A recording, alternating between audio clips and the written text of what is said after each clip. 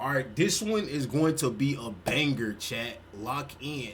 How an FBI agent infiltrated the KKK. If there's any snitches in the group, we kill the snitches and they fire shots out of a gun. Boom, boom, and everybody's kind of getting scared. April 21, 2017. A group of men stand in a remote field in the middle of Alabama. God And it was damn. nighttime, and I am blindfolded. I've been instructed to place my right hand on the right shoulder of the person in front of me in line because that signifies brotherhood. The Brotherhood is the Ku Klux Klan, the United States' oldest, most notorious white supremacist hate group. This is one of their ceremonies. What they don't know, one of them is an FBI undercover agent, and he's no lightweight, 6'4", 260 pounds, covered in tattoos. His nickname, Hillbilly Donnie Brasco. He's gone undercover as a contract killer, a contraband smuggler, an arms dealer. He's put dozens of people behind bars, from drug dealers to violent motorcycle gangs to pedophiles. He's befriended and brought down biker gangs and neo-Nazis, people who are planning kidnappings, murders, and the overall downfall of society. And when he was saying we're going on a camping trip, what he was saying is we're going to kill somebody. And everybody's screaming, death to your, F your Jewish God, death to America. And then somebody says, if there's any snitches in the group, we kill the snitches and they fire shots out of a gun. Boom, boom. We drove all the way over to his ranch in Tennessee, and he told us everything. This is the story of Scott Payne, the redneck turned FBI agent who infiltrated America's underbelly. Yo, whoever Scott Payne is, bro, he need like a NAACP award, bro. Whoever he is, he needs some type of NAACP award, bro. Matter of fact, bro, Scott Payne, bro, look. You are invited to the cookout, okay, bro? You are invited to the cookout. Let's lock that in.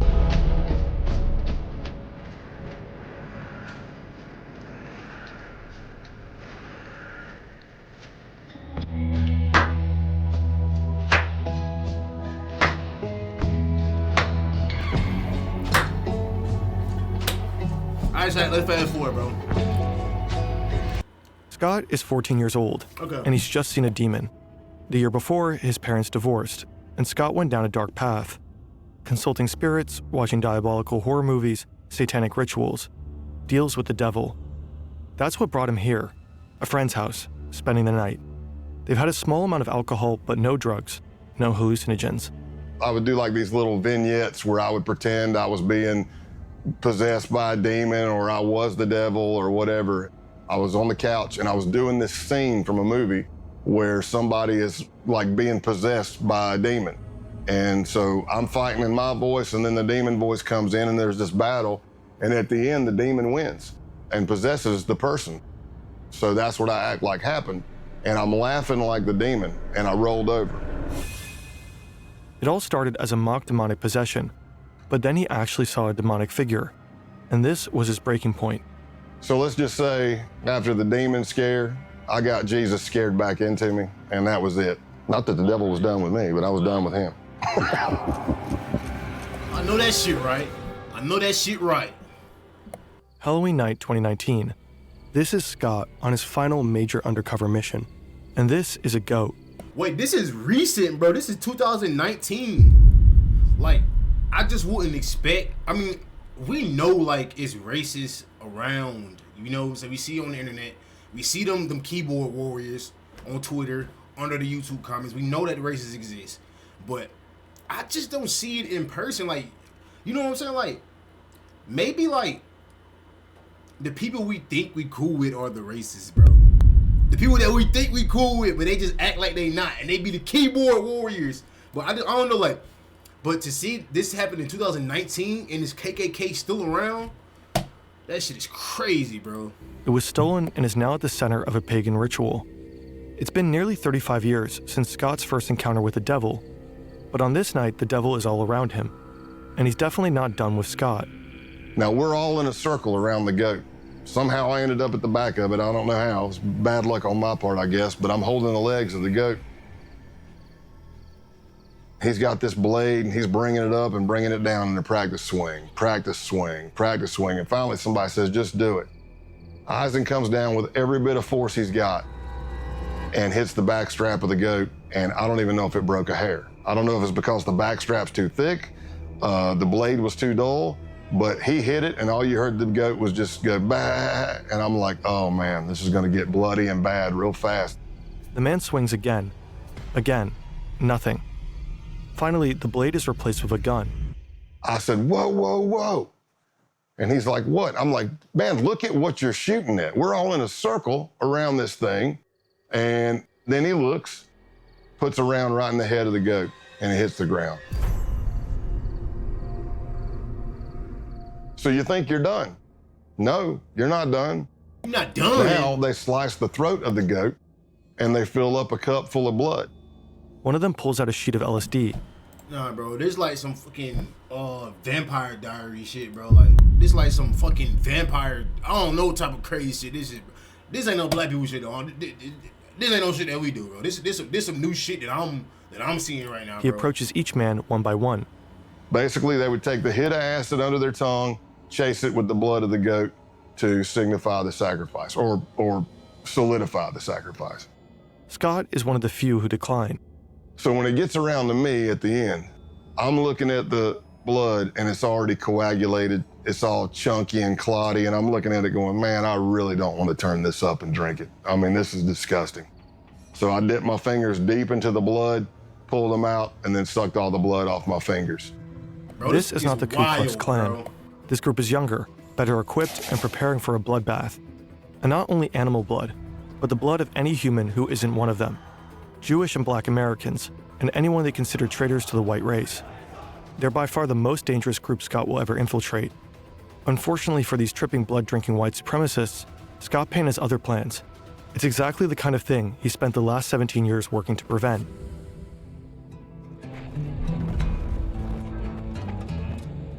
I became an FBI agent in 1998, and by 2002, I'd already done some undercovers for the FBI, but I wasn't yet certified through the FBI undercover school. So I finally got a slot.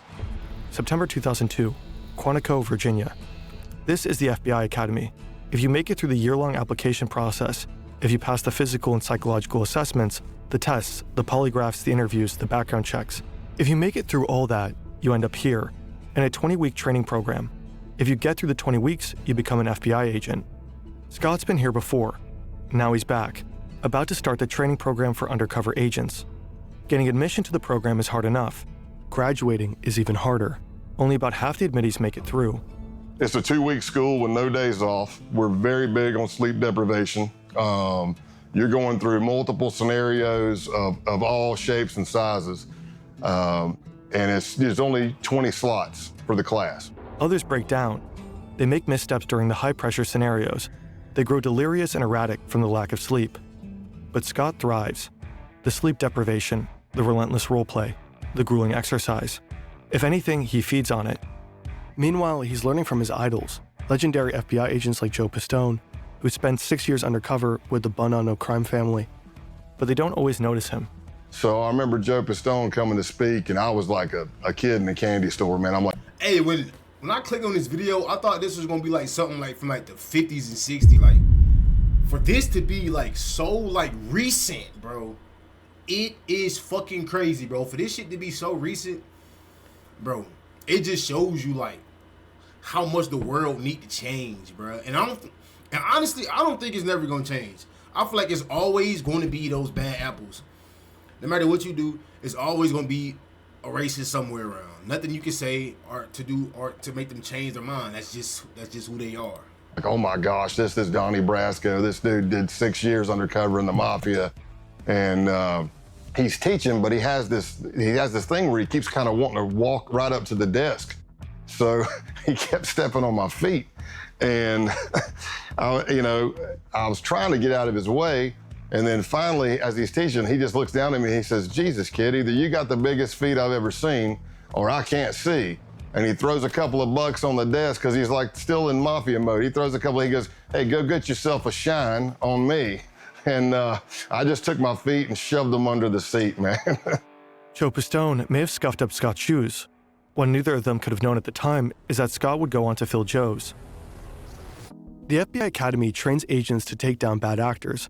More and more of these criminals operate online. Scammers, identity thieves, fraudsters, the list goes on. Such criminals rely on your personal data, your name, your phone number, your email address, sometimes even health-related information. Most people aren't aware that their data has already been exposed and is actively being sold by data brokers online. Incogni helps solve this problem. Incogni scours hundreds of data brokers and then leverages data protection laws to have your exposed data deleted. With their unlimited plan, Incogni even offers custom removals. If you find your personal data exposed on an eligible website, you can submit the URL and your team will request its removal. It may be impossible to entirely disappear from the internet, but Incogni can help you become as invisible as possible. Incogni is offering Fern viewers 60% off with the code FernTV. Just scan this QR code or go to incogni.com/FernTV. Remember, no tool can guarantee 100% removal, so be careful with what you share online. So once I was certified as an undercover in the FBI, if you're looking on paper, I really didn't jump out. Scott doesn't have a fancy degree. He doesn't speak any foreign languages. His nickname is Big Country, for obvious reasons. Hey, y'all know who got the nickname Big Country? Kevin Nash. If y'all don't watch wrestling, watch wrestling. Kevin Nash. And you know who he looked like? Who his whole time who I thought he looked like? Kevin Nash. He begins to work as an instructor at the school he just graduated from. Unorthodox, but it got him noticed by the right people. I'm role-playing in these scenarios, and people that are there who are senior undercovers are watching because they're trying to recruit for other cases, and that's how my name started getting out there. So after months, there's finally a possible assignment, one that Scott is perfect for. Sure, he's a redneck with almost no foreign language skills, not suitable for many undercovers, but he has something most other agents don't. He doesn't need to pretend to be a hard-living misfit. He is one. He knows he'll feel at home where he's about to go, but he has no idea how close he'll grow to the criminals he's been assigned to infiltrate and how hard it will be to turn on them. People always have their own opinion of what undercover work is. Some people say it's acting, some people say it's lying. Essentially, this is the definition of undercover work. You are building relationships that you're going to betray.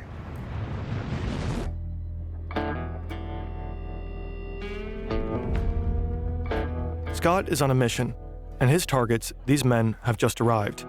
They're members of the Outlaws Motorcycle Club, the main rivals of the Hells Angels. They've been implicated in drug trafficking, prostitution rings, money laundering, the list goes on. And they're notorious for violence against rival gangs. Infiltrating them is exceedingly difficult. Scott Payne is here to do just that. But there's a problem.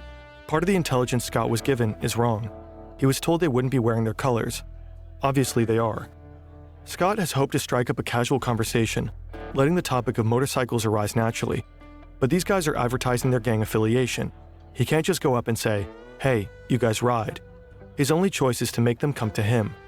Luckily, another part of the intelligence is right. This guy, road named Spanky, loves to be the center of attention. So Scott steals it. It's a grown-ass nigga named Spanky, bro. A grown-ass man named Spanky, bro. I can't make this shit up, bro. Hey,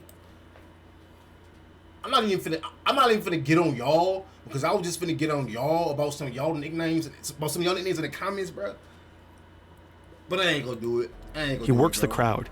He tells jokes. He talks loudly. He draws attention to himself, making Spanky want to steal it back. Soon enough, Spanky asks where Scott is from and sends him a drink. Spanky's called me over. He's introducing me to other people. And of course, I'm getting more scrutiny. The more people I meet, the more scrutinized I am. Everything seems to be going well, but the real scrutiny happens somewhere else. So I walk into the bathroom, and as I'm at the urinal, in a lot of bars, there's like a little box in front of the urinal, plexiglass. It might be flyers for a band coming up or a stripper coming to town or something like that. So I can see a little bit of a reflection. And I see this jacked, big dude come walking in.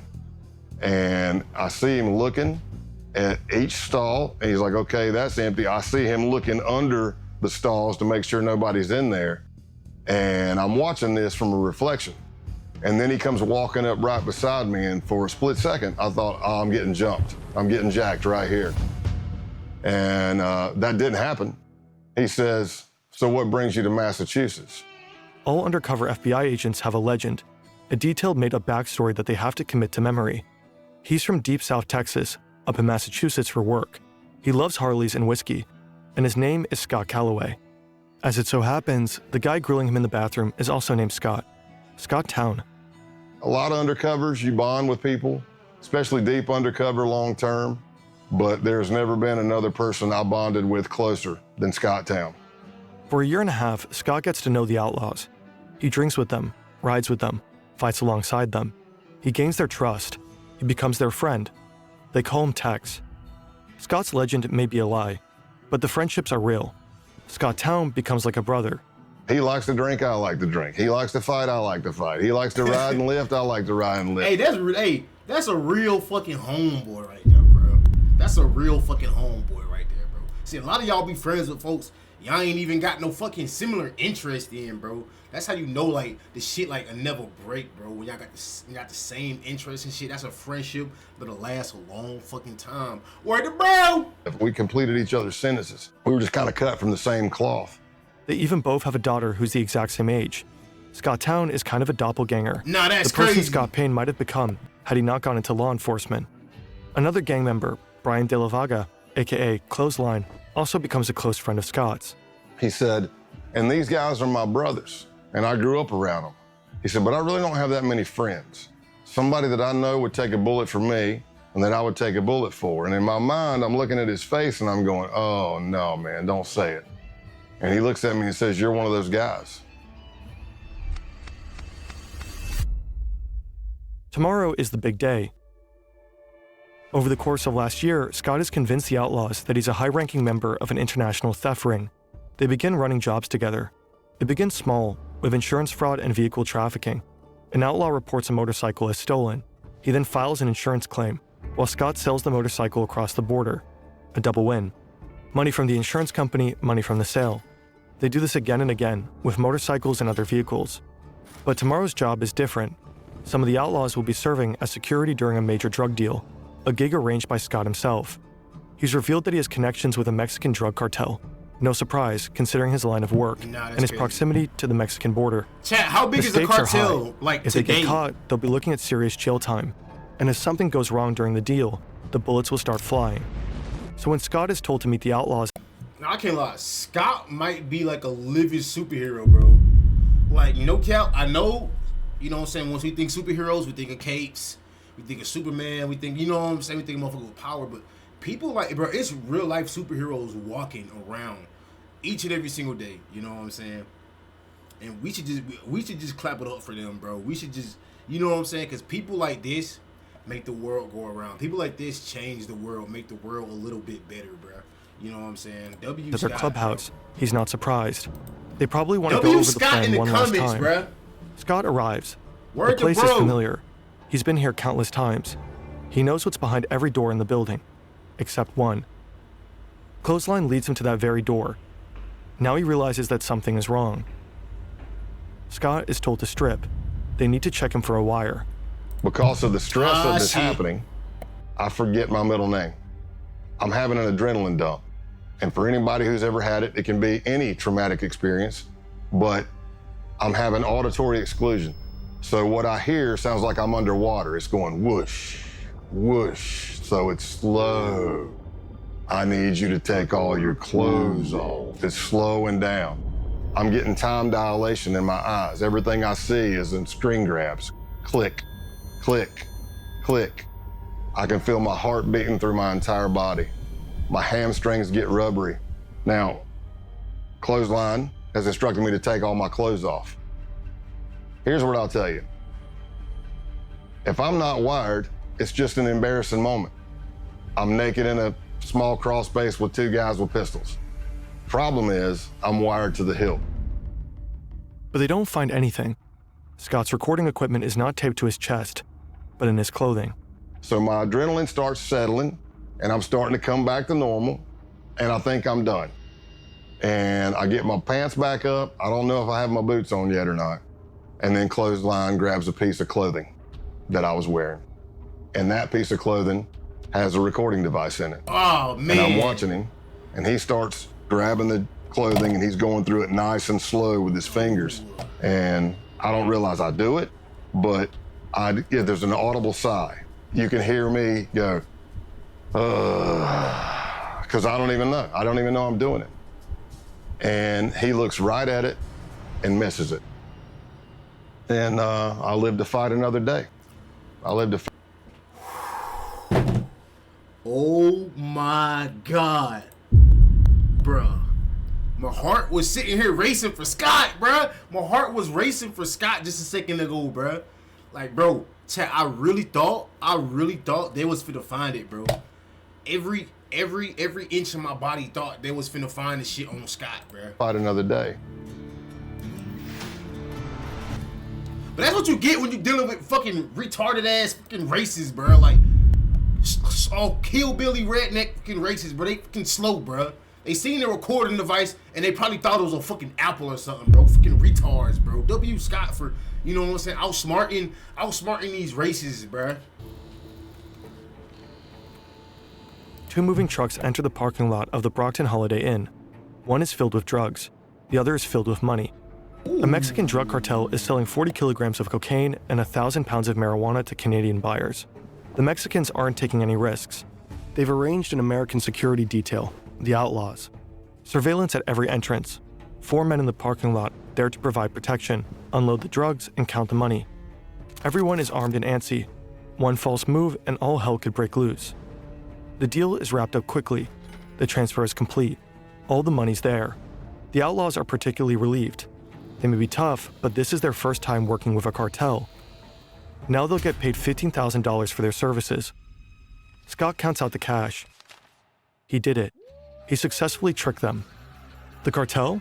FBI agents. The Canadians? Also FBI agents. 8 months later, a hotel in Nevada. Scott's been laying low, coordinating his undercovers from afar. His outlaw friends think he's going through a divorce. In reality, he's been diagnosed as overassigned after experiencing a severe stress-related panic attack. He's been ordered to take a 6-month timeout. He's been teaching during this time. Scott. His current class, ironically enough, is called Undercover Stressors. All the students have gone to bed, but Scott's only just returned to his hotel room. It's early 4 or 5 a.m. The drug deal back in November gave the FBI all the evidence necessary to arrest and imprison multiple outlaw members, but the operation has continued. Until today, the day of the takedown. Scott doesn't think he'll hear from any of them again, but then his phone rings. It's Scott Town, and he's concerned. He's heard some arrests were made, and he wanted his friend to know about it. He says he's going to take a shower and gather more information. He'll report back. And the last words we spoke to each other were, he said, "I love you, brother." And I said, "I love you too." And that was the last words I spoke to him, and probably about 45 minutes after that, a SWAT team hit his house and he went to jail. In the end, 15 outlaws were arrested as a result of Operation Roadkill. One of them was sentenced to 21 years in prison. Clothesline got 12.5 years. Scott Town, 7. The outlaws never saw their friend Scott Calloway again. Okay, chapter 4, Operation Smoking Robes. Let's go. The Ku Klux Klan emerged in the wake. The good shit, okay? This is the good shit right here, bruh. Let's lock in, bruh. Of the American Civil War. From the very beginning, they were racist to the core, raining terror and death on black Americans.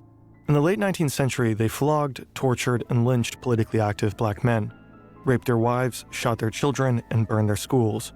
Historians consider them to be America's first terrorist movement. Today, the KKK remains active, but only as a shadow of its former self.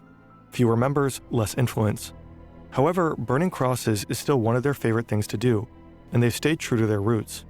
Naturally, as a terrorist organization, they have to act in secrecy. You might assume that infiltrating them as an FBI agent is not the easiest feat. So you may ask yourself, Honestly, I don't know why people be burning crosses, bro. Like, I know people got their own beliefs and their own little shit going on, but one thing I won't ever do, I might play with you, I might play with your bitch. But look, bro, I won't ever play with God. I won't ever play with Jesus, bro. That's something I will never do. So I just never understood why they would even burn a cross. how do you contact the United Klans of America? Well, it turns out the group I was looking at had a hotline. Scott starts talking to a guy named John Jack, a Klansman whose passion for Jack Daniels earned him this nickname. Scott tells him he's got the number from a group of bikers he met at a gas station. It's a plausible story. Scott looks the part, and his time with the outlaws taught him how to play it. Biker gangs and white supremacists often run in the same circles. Jack starts talking about this rally that's coming up. Vendors, burning crosses, country music, the usual. But there's a problem. He said, I'm not gonna lie to you, Scott. I had a band lined up, but the singer just got locked up, and I really don't know what the hell I'm gonna do about music. And I thought, this could be my end. And I said, did I happen to mention that I'm a musician and a singer? I said, well, I'll tell you what I'll do. I'll bring my acoustic and my PA system. When I get there, you can come meet me by the car. I'll strum a couple of tunes for you if you think I suck. And he's like, oh, hell, this is gonna be great. It's gonna be great. Scott doesn't know that he just signed up for something far more sinister. April 21st, 2017. It's the day. This is in Scottsboro? I got an old friend who lives in Scottsboro. That's why I'm like, damn, like this is in Scottsboro. It's like, damn. At the Ku Klux Klan rally. I got lost multiple times until I finally drove up on this empty, I don't know, lot. I can't lie. Like seeing that now, seeing that since say Scottsboro, Alabama, and hearing the story like my friend used to tell me about back in high school is crazy. Like, bro, one of my old friends, right? He from Detroit. But he moved to Alabama, right? He moved to Alabama. It was 2016, 17, I believe, or whatever. Went to the same school with each other, right? He was basically telling me, like, how racist, like, Scottsboro is.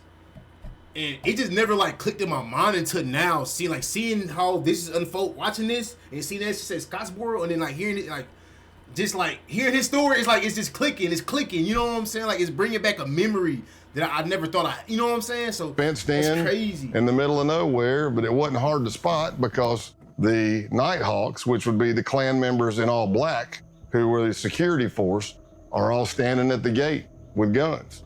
And a lot of these people were felons. Scott's ready for an interesting time. He's been to plenty of biker gatherings, and perhaps this will be similar. During his mission, Scott will be taught the KKK's constitution and bylaws, studying the Black Klansman Handbook, which he'll learn to refer to as the Kloran.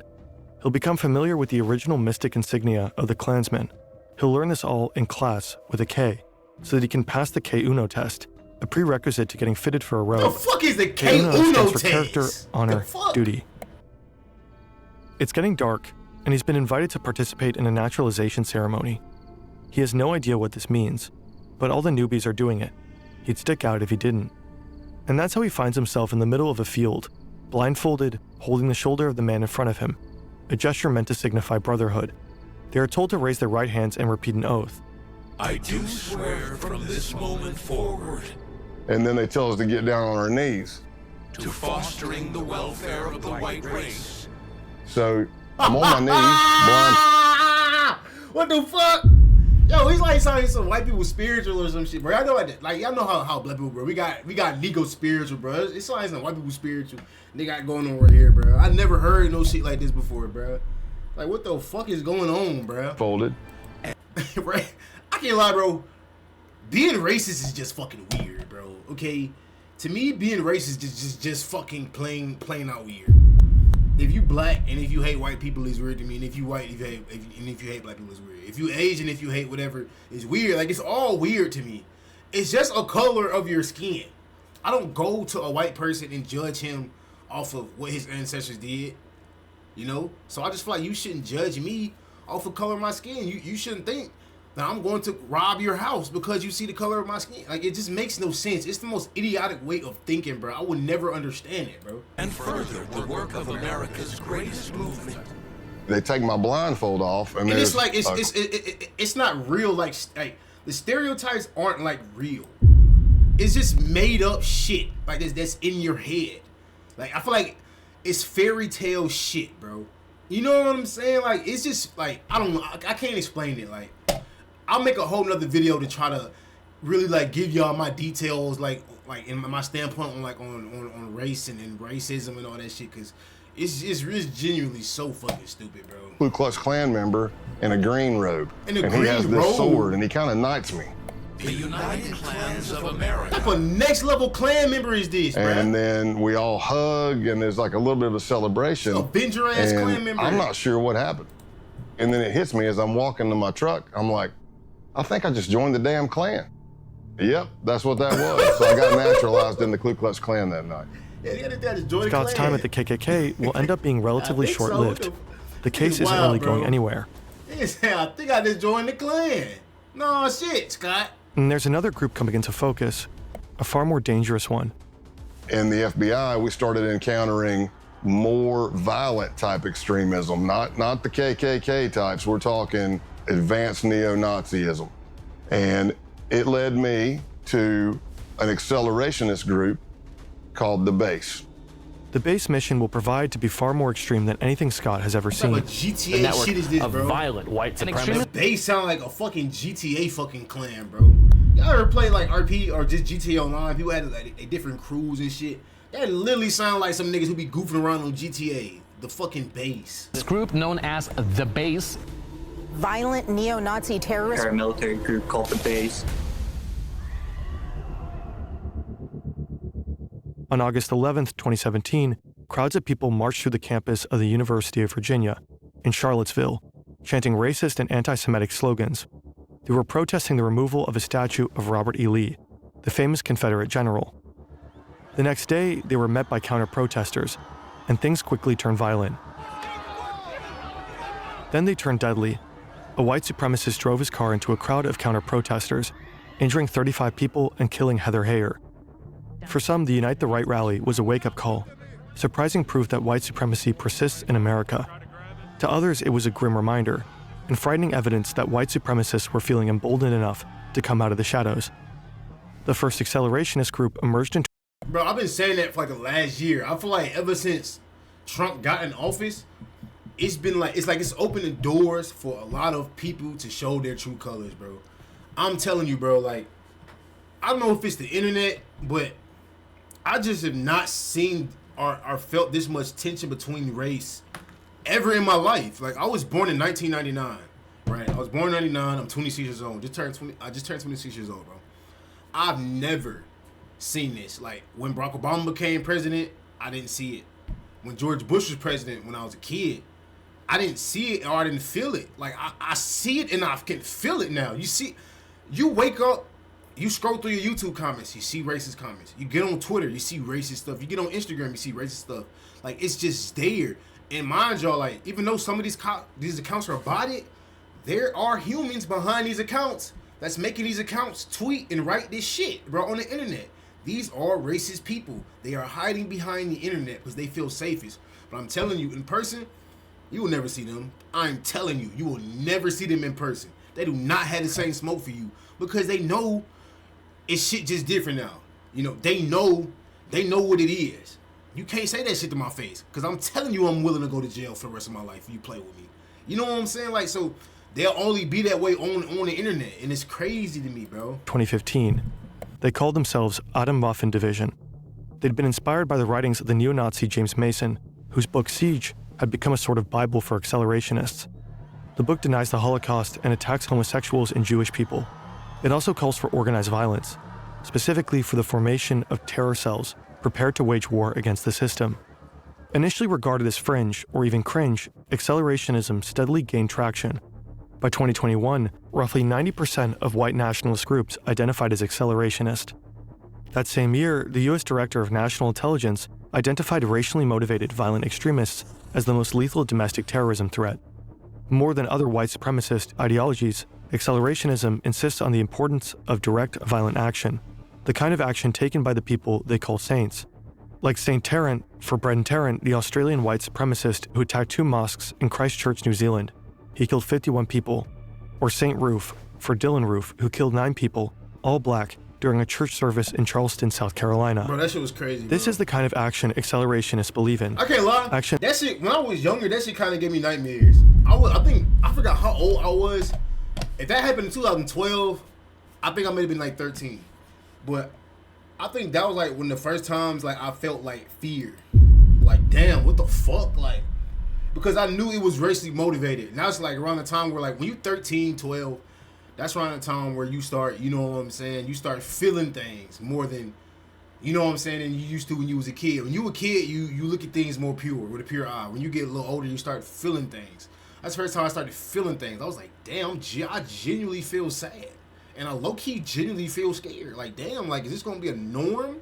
But little did I know, it's always been a norm. I just didn't know because I was a fucking kid and I wasn't paying attention to shit like that until, you know what I'm saying, until I seen it with my own eyes. And that will further destabilize society, that might finally lead to societal chaos. They are explicit about this. Roof, for example, said he'd hoped to ignite a race war. Failing that, though, the purpose is to inspire more violence, which is exactly what such attacks have done. Scott Payne just signed up on Facebook. He's about to publish another racist post. His goal is to get banned. But nothing happens. A fellow agent points out that he doesn't have any friends. He adds a few people, and that does it. He's promptly kicked off. Okay, well done. Next up is Gab, a social networking site well known for its tolerant stance towards far-right users. He participates in forums with names like Whites Only. This will further elevate his credentials. Scott is On July 15th, bro. 2019, he writes an email. I've been seeing your stuff and I'm definitely interested. Survival and self-defense. I like it. The next day, a ping. Thanks for contacting the base. You can learn more about us on our official Gab account at the base. If you're interested in joining, please provide the following info to begin the vetting process. The base is a white supremacist neo-Nazi group. They were just founded a year ago, and they are accelerationists through and through. Their plan entails assassinations, sabotage, and acts of terrorism. Their targets are black people, Jewish people, and anyone they consider traitors to the white race. They want to do guerrilla warfare tactics, so it's murdering people and disappearing. It's poisoning a water system, taking down a power grid, derailing the train, anything to cause chaos. The idea is that after the collapse, the group's cells scattered across the world will form white ethno-states led by white supremacists. This event, total societal collapse, has a special name, the Boogaloo. Now, Scott is trying to join them. They ask for his name, White Warrior 88, and his age, 44. Scott Payne is actually 40. Look at that name, White Warrior. Bro, what? Scott, come on, bro. Out of all the names, we just invited you to the cookout, bro. We just invited you to the cookout, bro. White Warrior? God damn, all those racist names you could have picked in the book. I would have. Okay, I'm not finna say that because I ain't trying to get motherfucking bad. But hey, you could have picked a better fucking racist name, bro. You could have picked a better racist name, bro. Damn. But he knows most base members are between 18 and 25. He wants to seem as young as possible. Sex, race, location, military experience, fitness level, special training, and organization affiliations. Here, his past undercover experiences pay off. He mentions the Klan and biker gangs. So here I am, approximately for a week or more. I'm emailing back and forth to somebody with a Proton email account. And they're asking me all kinds of questions about my ethnicity, what I can bring to the table, what is my history.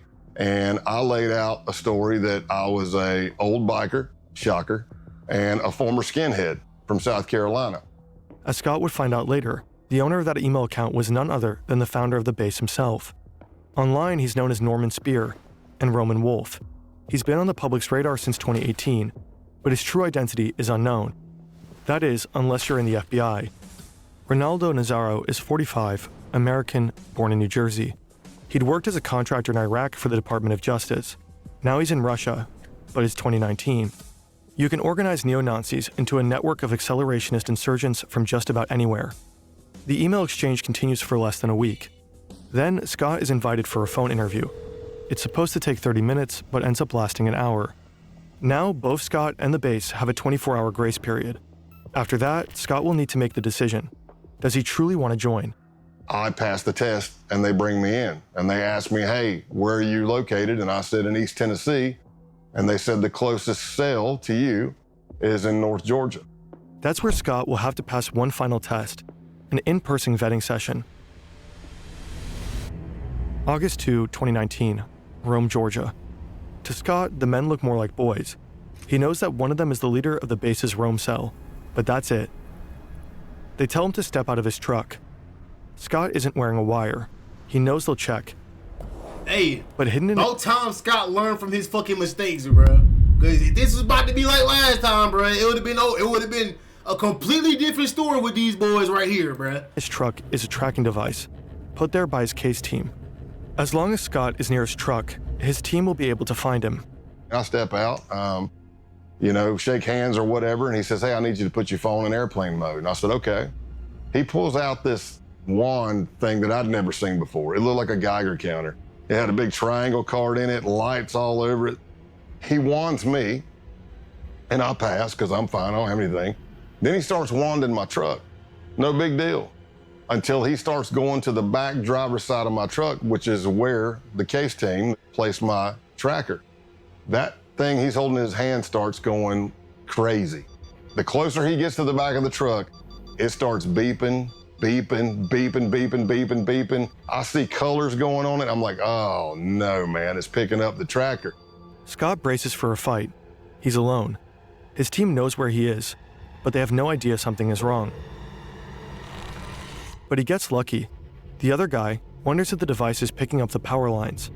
And he walks over and it goes crazy. And he's like, damn it, yeah, or whatever he says. Yeah, it's the power lines. Hey, follow us to another location.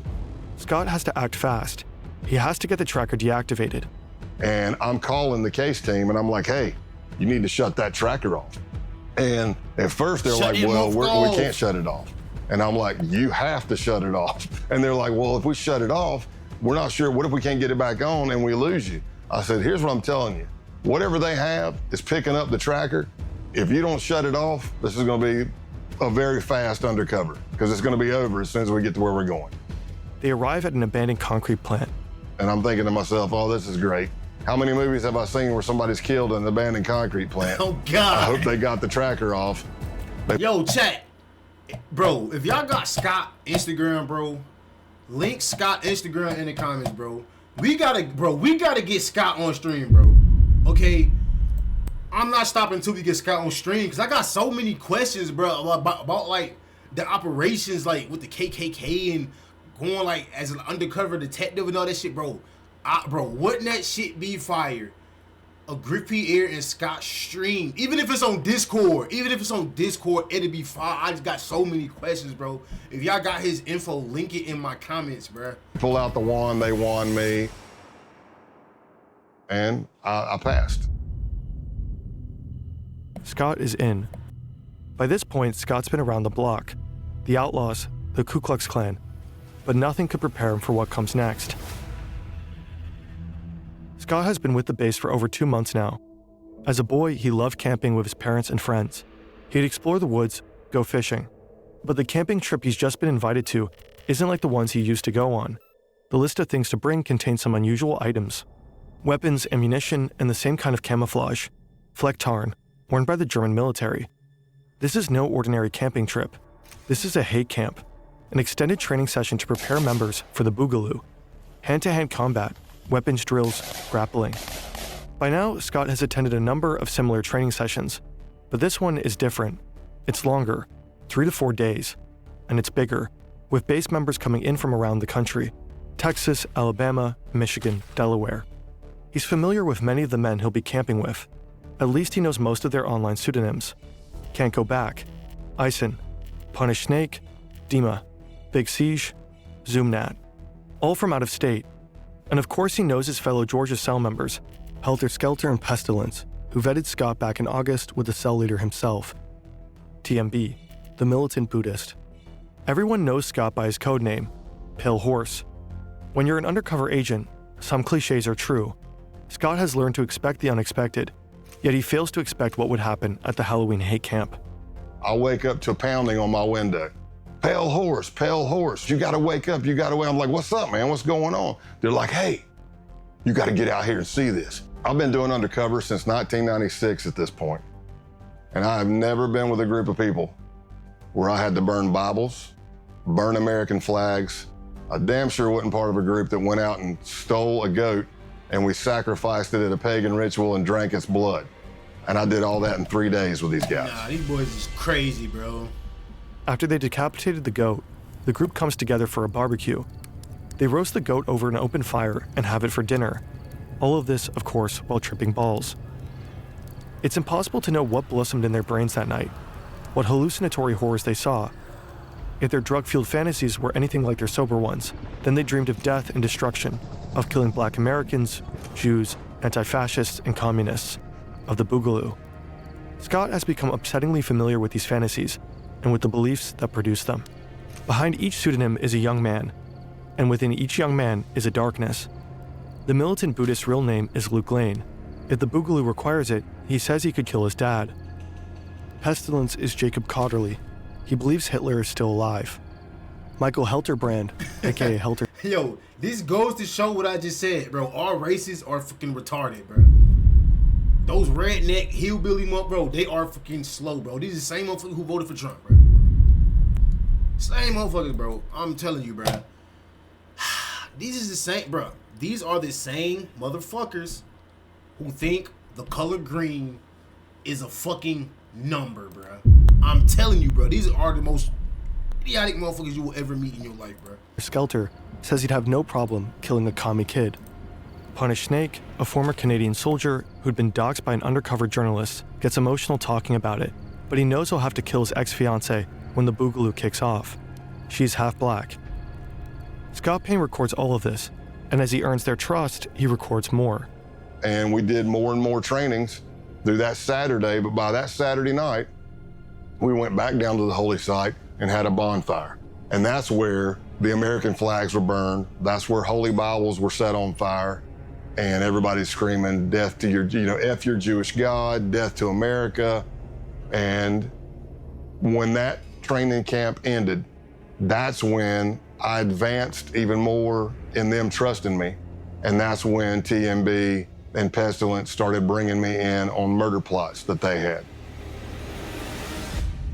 It's more than 2 months later, and Scott is back at TMB's farm, the 100-acre property where the Halloween hate camp took place. For the last few weeks, TMB has been talking about another camping trip, but he's been cagey. He doesn't want to share information via chat. Scott has convinced him to meet. He wants details. It turns out the camping trip isn't a camping trip. It's a hit job. TMB creates a separate chat room called the camping trip.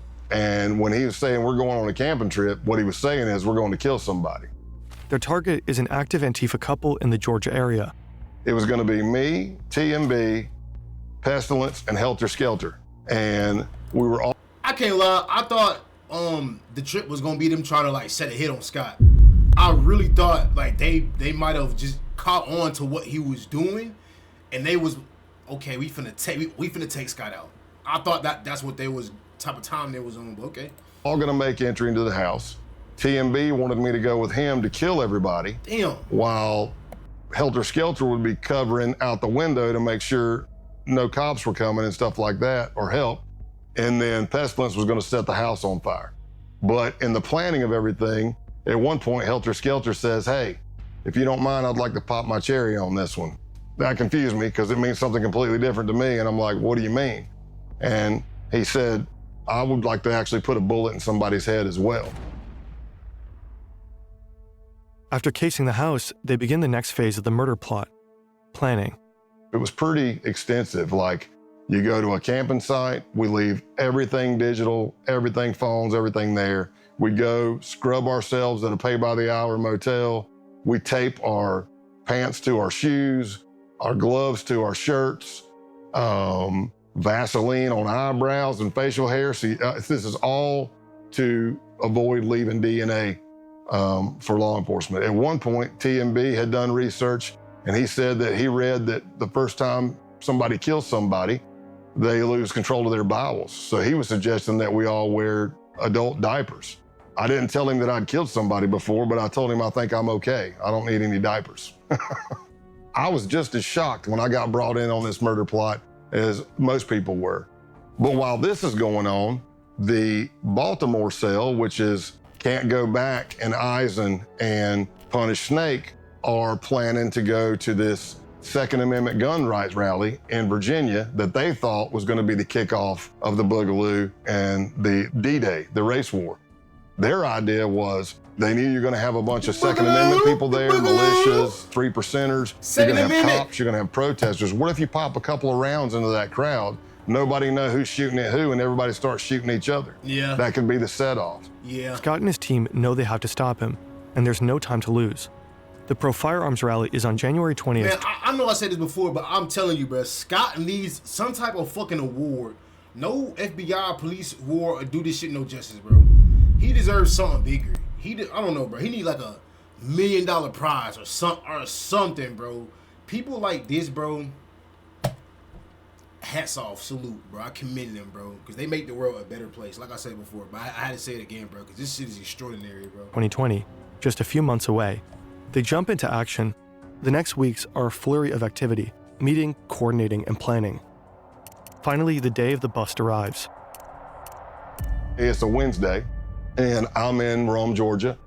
I pick up Luke, who's TMB, to go to lunch, and we pull out, and as I'm driving down the road, I knew what my ruse was going to be. I was going to say something was wrong with the truck, but sure as you know what, the truck made some loud sound I've never heard. I didn't hit anything.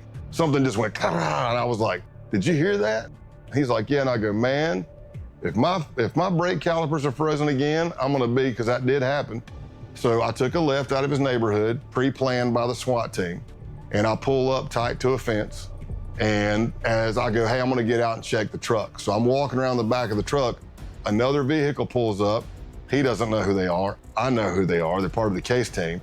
And the guy says, hey, man, you need any help with that? And I look up and I'm like, oh my gosh, I can't believe it's you. What are you doing in Rome, Georgia? He goes, what are you doing here? I'm like, man, I haven't seen you. And as I'm doing that, there's the distraction. Here comes a Bearcat with a SWAT team over the hill, barreling down the hill. But Luke's looking at me, not at the car coming. And when that thing's coming, I jump in the back of the agent's truck and I'm like, go, go, go. And you could hear the SWAT team giving commands. And luckily, the arrest went down without an incident. The next morning, SWAT teams arrested Ison, Can't Go Back, and Punish Snake. Essentially, we kind of tore down the base. No, that was so tough. That was so fucking tough, bro. Luke Lane, aka TMB, was sentenced to 6 years in prison. Jacob Cotterly passed 6 years in prison.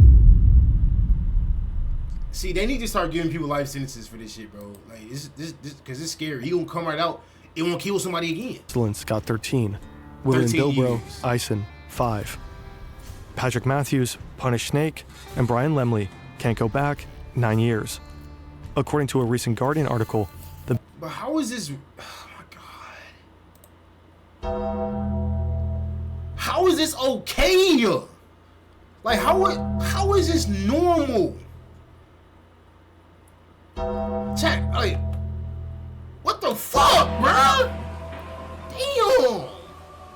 Bro, I know black people who get way more time, bro, for way lesser. For way lesser, bro. Motherfucker have a little ounce of weed, bro. Motherfucker get 10 years, bro. Motherfucker have a gun. Not even planning on using it, just for self-protection. Motherfucker get 20 years. They done gave these motherfucking racists 3 fucking years, bro. And they planning on murking people? Goddamn. Base is enjoying a resurgence. Its founder, Ronaldo Nazzaro, continues to live in St. Petersburg. Scott retired in June 2021. At his retirement ceremony, attended by friends, family, colleagues, and top FBI brass, June 30th was named Scott Payne Day. Yeah.